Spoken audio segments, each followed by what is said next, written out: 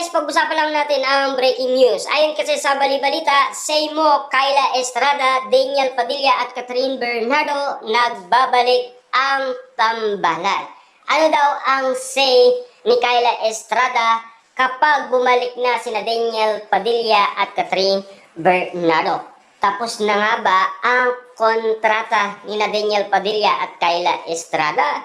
Or meron pa silang susunod na project na aabangan ang mga fans ni Daniel Padilla at Kyla Estrada dahil pinag-uusapan na ang tambalan Katniel dahil magbabalik na ang tambalan Daniel Padilla at Catherine Bernardo na pinag-uusapan na dahil alam niyo naman siguro kalat na yan sa social media dahil yan ang pasabog ng ABS-CBN. At lalong-lalo na, sumali din si Mami Min Bernardo. At siyempre, magdidirect ulit si Direk Cathy kina Daniel Padilla at Catherine Bernardo. At lalong-lalo na, siya mismo ang kumausap sa dalawa.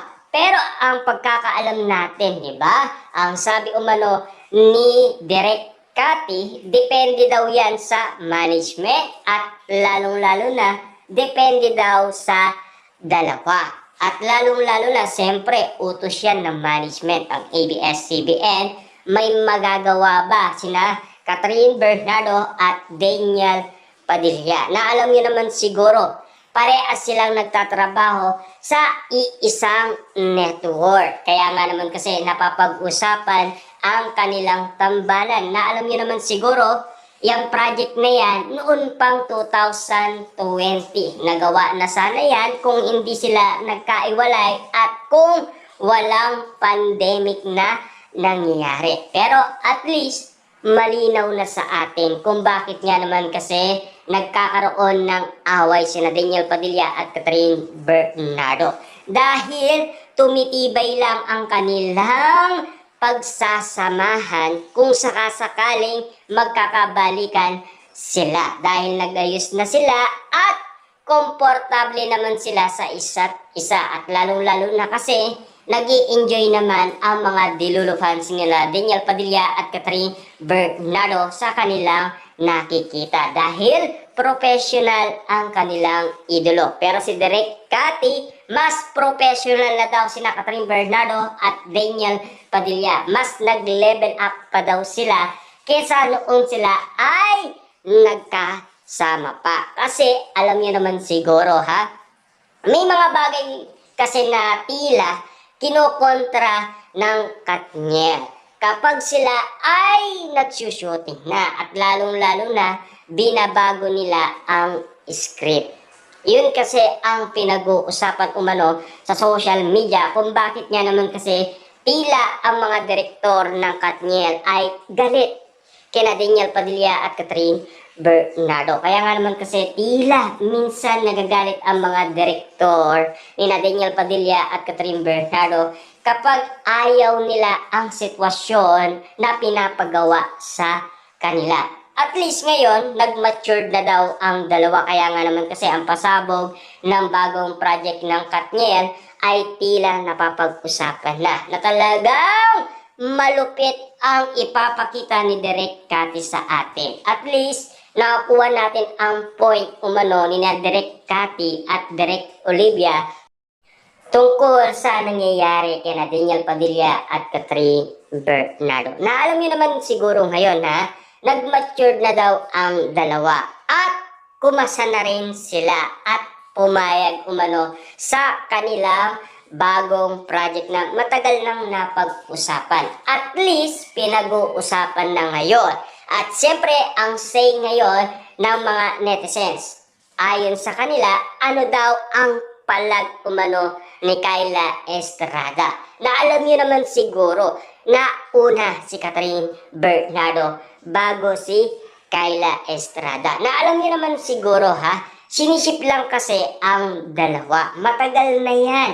Noon pang season 1 ng Incognito kasi doon sila nagkasama ni Daniel Padilla at lalong-lalo na kapag may shooting talagang pinag-uusapan sina Daniel Padilla at Kyla Estrada. Kahit naman si Alden Richard at Catherine Bernardo, napag-usapan din naman. Na alam niyo naman siguro, kilig na kilig ang karamihan. At siyempre, pagkatapos ng kanilang project, doon na nalaman ng karamihan kung ano talaga ang katotohanan. Ayon kasi kay Catherine Bernardo, kuya lang ang tawag niya kay Alden Richard. At kapatid naman ang turing ni Alden Richard kay Catherine Bernardo.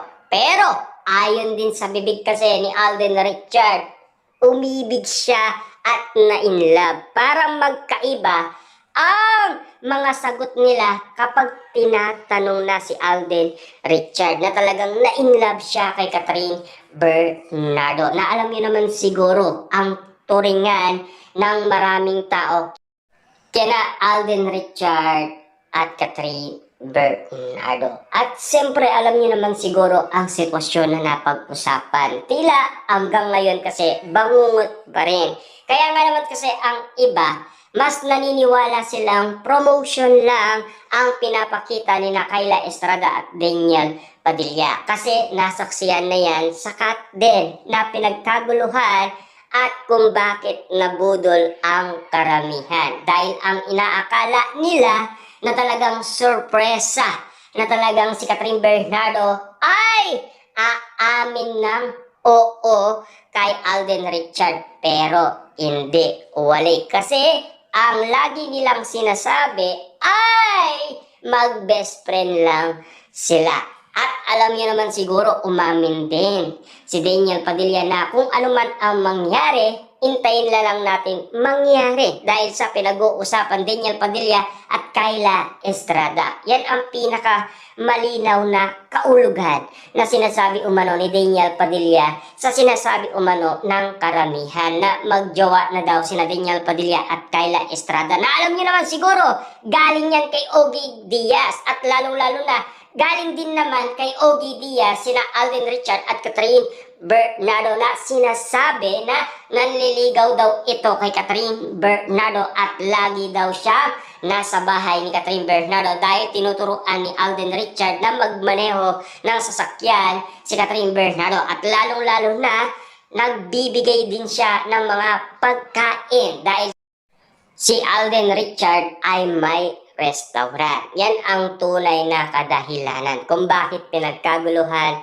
si Alden at Catherine Bernardo. Na ngayon, ang pinagkakaguluhan naman sa social media ay si Daniel Padilla at Kyla Estrada. Mainit-init kasi ang mga mata ng iba't ibang mga netizens. Ang tinitignan lang kasi nila ang kilig at kung bakit sila in love na in love. Siyempre, mga Dilulu fans siya.